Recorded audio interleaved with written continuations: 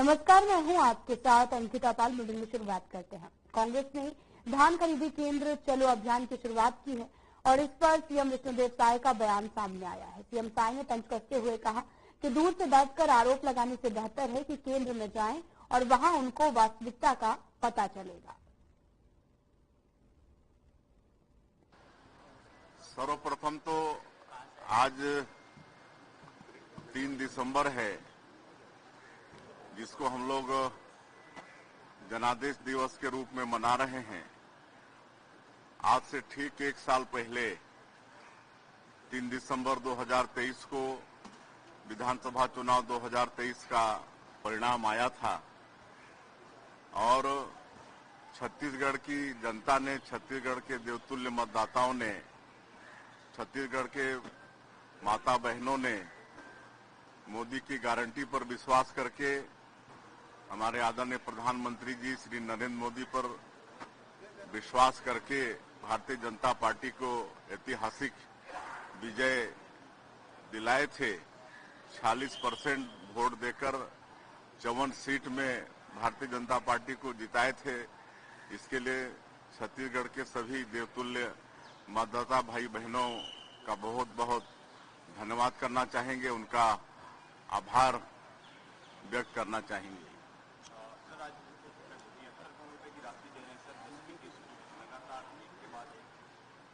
हाँ, मोदी की गारंटी में एक वादा ये भी था कि छत्तीसगढ़ के अंदर जितनी भी विवाहित माताएं बहनें हैं उनको महतारी बंधन योजना के तहत प्रति महीना उनके खाते में 1000 रुपया देंगे और लगातार ये काम हम लोग कर रहे हैं।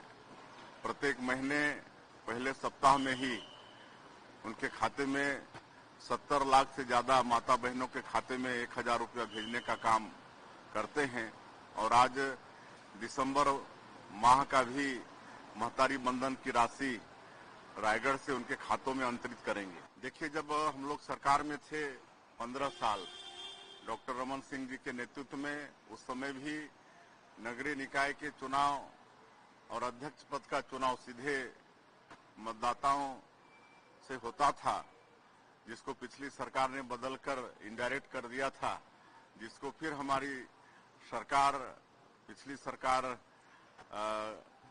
के निर्णय को बदलते हुए फिर से उसको सीधे कर दिए हैं और निश्चित रूप से इससे हमारे जो नगरीय क्षेत्र के मतदाता हैं उनको सीधे अपना महापौर, अपना नगर पालिका अध्यक्ष, नगर पंचायत का अध्यक्ष चुनने का अवसर मिलेगा। सर, इस बार महाकुंभ की कैसी तैयारी सर आपकी?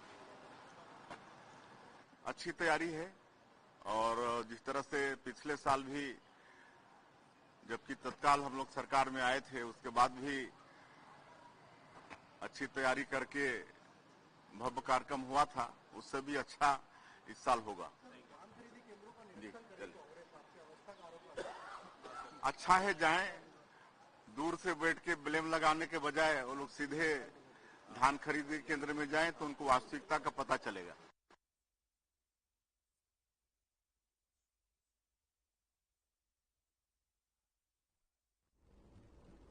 रायगढ़ के शहीद कर्नल विप्लव त्रिपाठी मिनी स्टेडियम में विकास कार्यों का लोकार्पण भूमि पूजन को लेकर कार्यक्रम का आयोजन किया गया, जिसमें सीएम विष्णुदेव साय ने शिरकत की है और रायगढ़ को सौगात देने के साथ ही सीएम साय ने सभा को संबोधित भी किया। सीएम साय ने क्या कुछ कहा, आपको सुनाते हैं।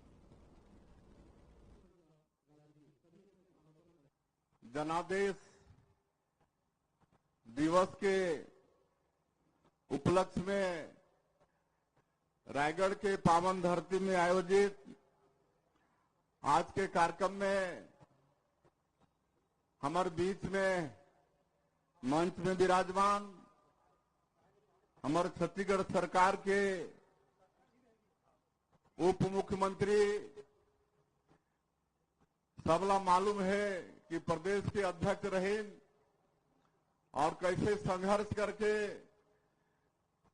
पहले के सरकार के गलत काम मन के विरोध करके पूरे प्रदेश में हमारे भाजपा के कार्यकर्ता मन के उत्साह के संचार करके 2023 के विधानसभा चुनाव में जमन के नेतृत्व में भारतीय जनता पार्टी ला ऐतिहासिक विजय मिली। ऐसे हमार उप मुख्यमंत्री श्री अरुण साव जी, आप मन के रायगढ़ विधानसभा के लोकप्रिय विधायक जो कलेक्ट्री जैसे नौकरी ला छोड़ के जन सेवा के व्रत लई से, ऐसे युवा मन के प्रेरणा के स्रोत आदरणीय ओपी चौधरी जी, हमारे रायपुर उत्तर के विधायक श्री पुरंदर मिश्रा जी,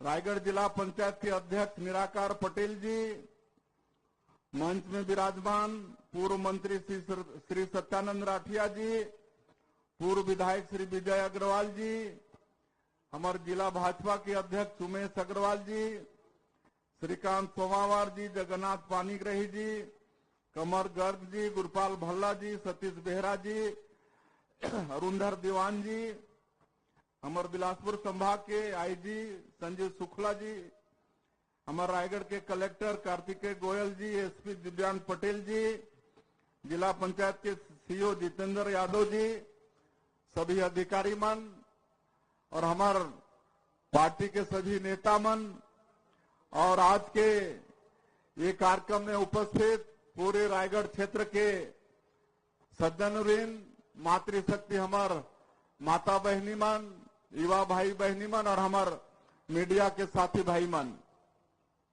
सबकर ले पहले आज 3 दिसंबर जोनला हमन जनादेश दिवस के रूप में मनाथन, मैं आप सब ला जनादेश दिवस के गाड़ा गाड़ा बधाई देवत हूं, बहुत बहुत शुभकामना देवत हूं। एक साल पहले 3 दिसंबर 2023 के दिन ही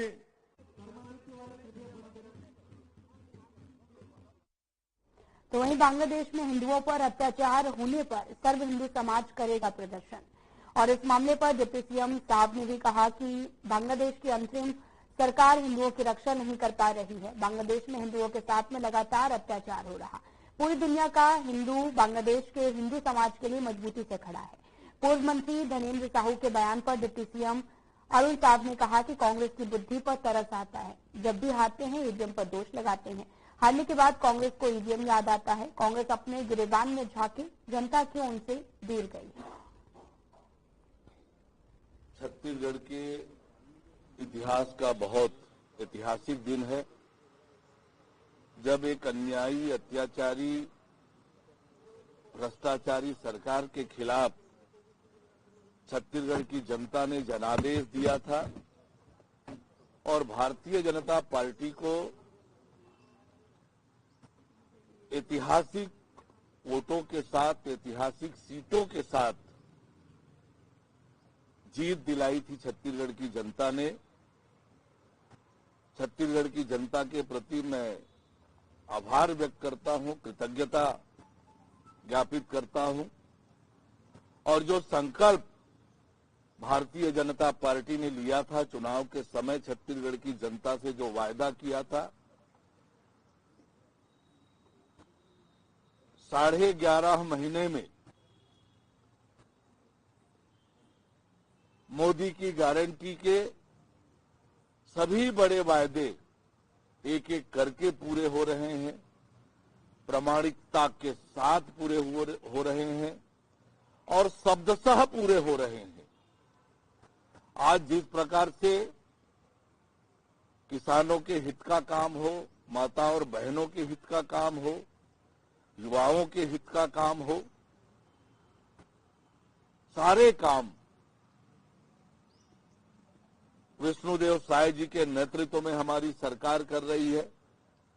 और जो हमने कहा था डबल इंजन की सरकार होगी, तेज गति से छत्तीसगढ़ का विकास होगा, तो आज देश में प्रधानमंत्री माननीय नरेंद्र मोदी जी के नेतृत्व वाली सरकार के सहयोग से राज्य की विष्णुदेव साय जी की सरकार छत्तीसगढ़ के गांव और शहरों के विकास का सिलसिला फिर से प्रारंभ हो गया है, जो कांग्रेस की सरकार में रुका था।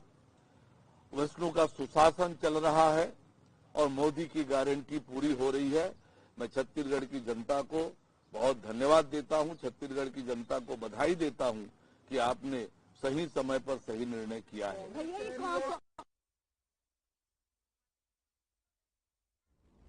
बलरामपुर से बड़ी खबर आ रही, जहां पर पुलिया से टकराई अनियंत्रित बाइक। बड़ी खबर इस वक्त की टीवी स्क्रीन पर, जहां पर हादसे में एक की मौके पर मौत हो गई और एक घायल हो गया है। और घायल को आपको बता दें कि अस्पताल पहुंचाया गया। प्राथमिक उपचार के बाद में शंकरगढ़ रेफर किया गया। शंकरगढ़ थाना क्षेत्र में ये हादसा हुआ है। बड़ी खबर इस वक्त की, जहां पर आपको बताते चलें कि शंकरगढ़ थाना क्षेत्र में यह हादसा हुआ और जहां पर इलाज लगातार जारी है। पुलिया से अनियंत्रित बाइक टकरा गई और हादसे में एक की मौत हो गई और एक घायल है। घायल को अस्पताल पहुंचाया गया, जहां पर इलाज जारी है। प्राथमिक उपचार के बाद शंकरगढ़ रेफर किया गया और यहां पर यह हादसा भी हुआ था। बड़ी खबर इस वक्त की टीवी स्क्रीन पर, बलरामपुर से पुलिया से टकराई अनियंत्रित बाइक। हादसे में एक की मौके पर मौत हो गई और एक घायल हो गया। घायल को अस्पताल पहुंचाया गया। प्राथमिक उपचार के बाद शंकरगढ़ रेफर किया गया। शंकरगढ़ थाना क्षेत्र का ये पूरा मामला बताया जा रहा है, जहां पर पुलिया से अनियंत्रित बाइक टकरा गई, जिससे बड़ा हादसा हो गया, जिसमें एक की मौके पर मौत हो गई और एक घायल हो गया। घायल को अस्पताल में भर्ती कराया गया है।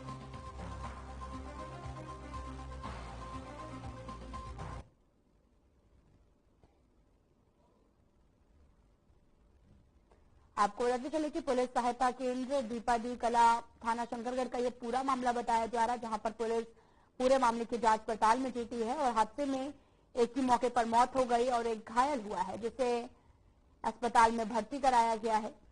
और हादसे में आपको बताते चले कि एक की मौके पर मौत हो गई और वहीं इस घटना के बाद परिवार में कोहराम मच गया है। खबर छत्तीसगढ़ से है, जहां पर आपको बताते चले कि सूरजपुर जिले का एक शिक्षक पिछले कुछ समय से 19 छात्राओं को बैड टच कर रहा था। जिले के प्रतापपुर विकासखंड अंतर्गत एक मिडिल स्कूल में पदस्थ शिक्षक बच्चियों से अश्लील बातें कर रहा था और बाल संरक्षण की टीम स्कूल में जागरूकता शिविर का आयोजन किया गया था, जिसमें गुड टच और बैड टच के बारे में बताया गया था। शिविर के बाद में छात्राओं ने अपने साथ हुई घटना की जानकारी बाल संरक्षण की टीम को दी। टीम ने इस शिकायत पर जिलाधिकारी को दी और जांच के बाद में शिक्षक और एचएम को सस्पेंड कर दिया गया। दोनों के खिलाफ भटगांव थाने में छेड़छाड़ और पोस्को एक्ट के तहत केस भी दर्ज किया गया है।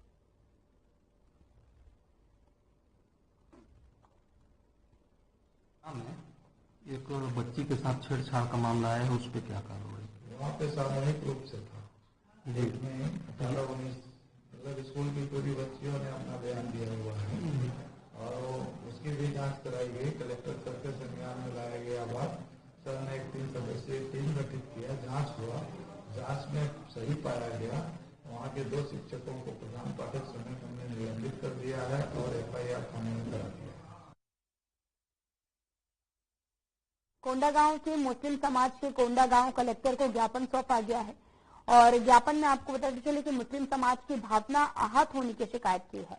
मुस्लिम समाज के मोहम्मद अजहर ने यह भी बताया कि पिछले दिनों कोंडागांव जिले में काफी आपराधिक गतिविधियां हो रही हैं, जिसमें सभी धर्म, सभी जाति और सभी वर्ग के लोग सम्मिलित हैं और जब कोई मुस्लिम का नाम आता है तो उसको टारगेट किया जाता है। और जतीम सलाम ने कहा कि घटना को समाज से न जोड़ें, अपराधी को अपराधी ही समझें और न कि मुस्लिम समाज से जोड़ें। साथ ही यतीन्द्र सलाम मीडिया और अन्य मंचों पर मुस्लिम समाज को अपराधों के लिए जिम्मेदार ठहराते हुए कहा कि ये न केवल समाज की भावना को आहत करता है, बल्कि शहर के शांतिपूर्ण माहौल को नुकसान भी पहुंचा रहा है। मैं मोहम्मद अजहर कोंडागांव मुस्लिम जमात से। ये बताएंगे आज आप लोग ज्ञापन लेने के लिए यहाँ पहुंचे थे, किस तरह के ज्ञापन है, क्या समस्या है, बताएंगे? देखिए, विगत दिनों में कोंडागांव जिले में काफी आपराधिक गतिविधियां हो रही है ना, जिसमें सभी धर्म और सभी जात वर्ग के लोग किया जा रहा है। जैसे अभी शहर के एक यतीन्द्र छोटू सलाम अपराधी कोई अपराध कर रहा है और उसका नाम मुस्लिम नाम निकल रहा है तो वो पूरे मुस्लिम समाज को बोल रहा है। ये सरासर गलत है। मतलब आप किसी अपराधी, देखिए अपराधी का कोई जात और धर्म नहीं होता, क्योंकि अगर वो सामाजिक इंसान होता तो वो अपराध करता ही नहीं। तो जो अपराधी है वो अपराधी ही है, तो उसको अपराधी की तरह ले, न कि हमारे मुस्लिम समाज को उससे जोड़े। इससे बिगड़ रहा है दिन ब दिन, है ना। हम इन पर आरोप लगा रहे हैं द्वारा ज्ञापन सौंपा गया एसडीएम साहब को, थाना प्रभारी कोंडागांव, सर्व समाज जिलाध्यक्ष कोंडागांव, विधायक महोदया को हमने प्रतिलिपि अधिकारियों के द्वारा किस तरह का आश्वासन दिया? बहुत अच्छा सर, कलेक्टर सर से जो आश्वासन दिया गया वो बहुत ही अच्छा था। एसपी सर ने भी बहुत अच्छा वो किया और उन्होंने समझाइश भी दी कि जो बाहर से लोग आ रहे हैं हमारे कोंडागांव में, उन लोगों की पतासाजी आप लोग भी करें।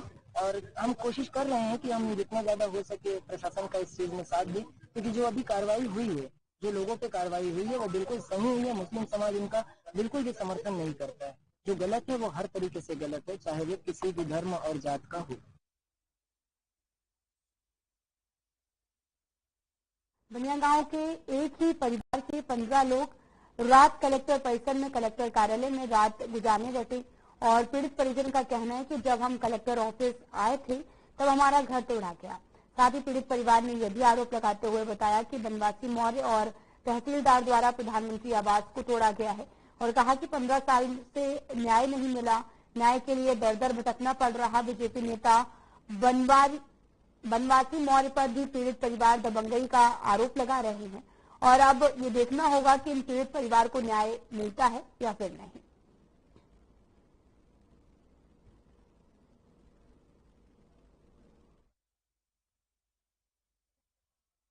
पद्मानाथ। कहाँ से आप लोग? बनिया गाँव से। यहाँ पर क्या प्रदर्शन कर रहे हैं, क्यों कर रहे हैं, क्या क्योंकि कर रहे हमारा घर तोड़वाए गए सर। कहाँ पर? बनिया गाँव, जो मोदी योजना वाला घर है ना, उसको तोड़ दिए। पीएम आवास जी, उन लोग कर रहे थे, हम लोग नहीं तोड़े थे। उनके सामने से हम लोग कलेक्टर जा रहे हैं बोल के हम लोग निकल के आए, हमारे पीठ पीछे ही तोड़े हैं। कौन तोड़ा? तहसील से बनवासी मौर्य और तहसील और जोशी पटवारी जो नहीं, विवेक जोशी है। विवेक जोशी है और चौहान पटवारी। तो अभी आप लोग यहाँ बैठे, क्या मिलेगा? न्याय मिलेगा? इंसाफ के लिए आए हैं सर। तो रात को तो क्या कर, कहाँ जाए? 2 बजे से आए हैं सर।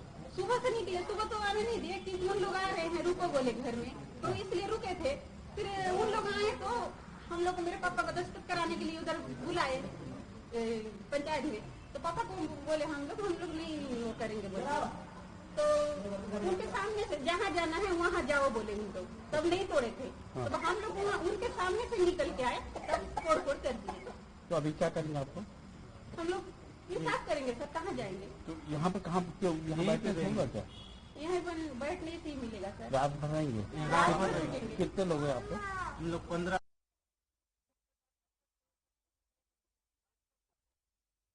सरायपाली के ग्राम अर्जुदा में दुर्गा मंदिर में आपको रजवली की चोरी हुई है।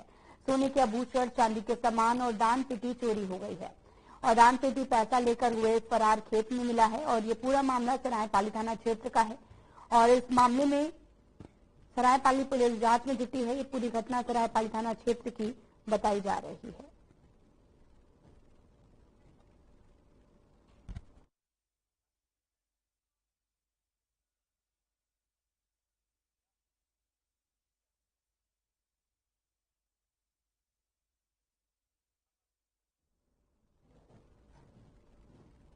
तो अगली खबर जाजपुर चांपा से है, जहां पर अधिकारियों की लापरवाही सामने आई है। आपको बताते चले कि अधिकारियों के सुस्त रवैया के चलते आम जनता का प्रशासन के ऊपर से विश्वास उठ गया है। जिला पंचायत के जिम्मेदार अधिकारियों के सुस्त रवैये के चलते जिले के ग्राम पंचायतों में भ्रष्टाचार का ग्राफ भी बढ़ता जा रहा और कई जिम्मेदार अधिकारी सवालों के घेरे में हैं और साथ ही लाखों रुपए का भ्रष्टाचार करने वाले सरपंच सचिव के ऊपर अब तक कार्रवाई नहीं हुई है। और जब इस मामले में जिले के सीईओ से बात की गई तो जिले के सीईओ ने मामले की जांच कर उच्च अधिकारियों को जांच प्रतिवेदन भेज देने की बात कही है।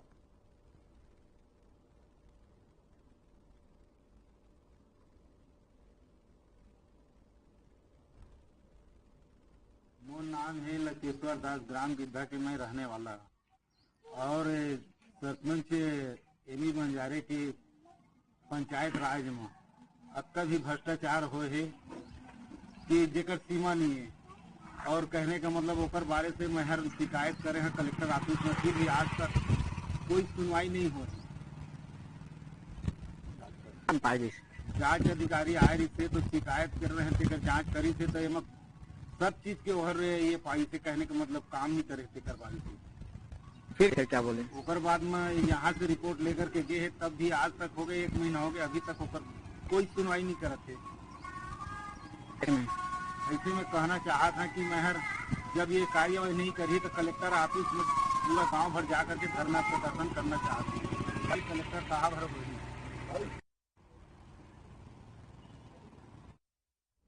एमपी के नए डीजीपी कैलाश मकवान ने भी सीएम मोहन यादव से मुलाकात की है और डीजीपी ने आगे होने वाले अभियानों के बारे में भी सीएम ने को जानकारी दी और इसके साथ ही डीजीपी का दायित्व देने के लिए सीएम को धन्यवाद किया। और मकवाना ने पुलिस विभाग में बड़े परिवर्तन कर उसे प्रोफेशनल बनाने का दावा किया है। इसके साथ ही सिंगस्ट 2028 के लिए पुलिस विभाग के कर्मचारियों अधिकारियों को ट्रेनिंग देने की तैयारी भी की जा रही है। उन्होंने कहा कि जनता की शिकायतों पर तुरंत कार्रवाई की जाएगी और ट्रैफिक सुधार को लेकर भी काम किया जाएगा।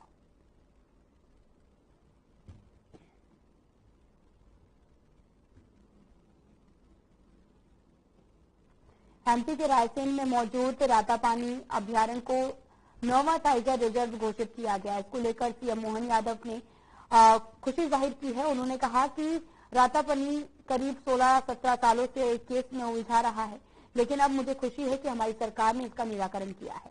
सीएम आगे कहते हैं कि ये एक अभ्यारण्य के अंतर्गत खासतौर पर 3 जिले सीहोर, रायसेन और भोपाल आएंगे। जानकारी के अनुसार मोहन सरकार के इस अहम फैसले के बाद प्रदेश में बाघों की सुरक्षा बढ़ेगी। इसके अलावा ये जैव विविधता और पर्यावरण संतुलन करने में अहम रोल निभाएंगे। है कि मध्य प्रदेश में एक नया टाइगर रिजर्व पार्क मिला है। रातापानी लगभग 16-17 साल से एक प्रकरण उलझा हुआ था। हमारी सरकार ने इसका निराकरण किया। मुझे इस बात का संतोष है। भोइसी रातापानी अभयारण्य के साथ ही ये देश का ऐसा अभयारण्य हुआ है जो देश की किसी भी राजधानी के सबसे नजदीक है। अर्थात ये मान के चलें कि हमारी राजधानी अभयारण्य का हिस्सा हुई है। इस गौरव के लिए मैं प्रदेशवासियों को भी बधाई देना चाहूंगा। साथ ही साथ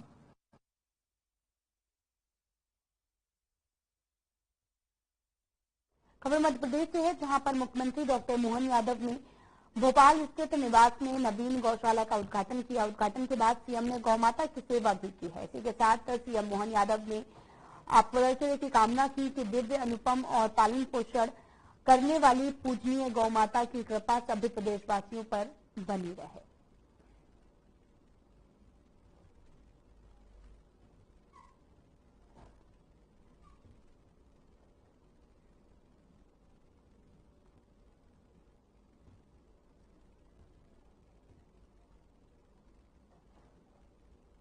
अंतर्राष्ट्रीय दिव्यांग दिवस पर मध्य प्रदेश के सीएम मोहन यादव ने सोशल मीडिया पर पोस्ट किया है। सीएम ने कहा कि अंतर्राष्ट्रीय दिव्यांग दिवस पर उन दिव्यांग भाई बहनों को नमन करता हूं जिन्होंने प्रत्येक क्षेत्र में अपनी जीविका, दृढ़ता और अटूट संकल्प के बल पर सफलता प्राप्त की है और नया अध्याय लिख दिया है। आइए इस अवसर पर दिव्यांगजनों की प्रगति में हम सभी उनके साथी बने और समान अवसर उपलब्ध कराएं।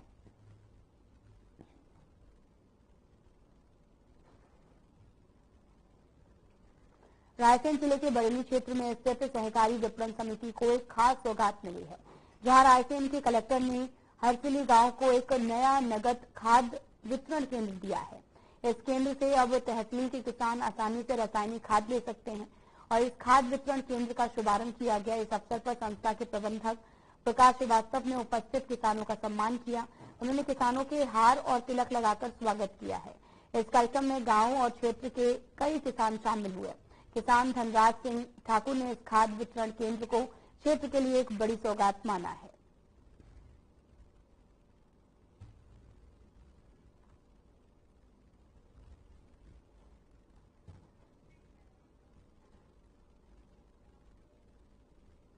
बुलेटिन में इतना ही। नमस्कार।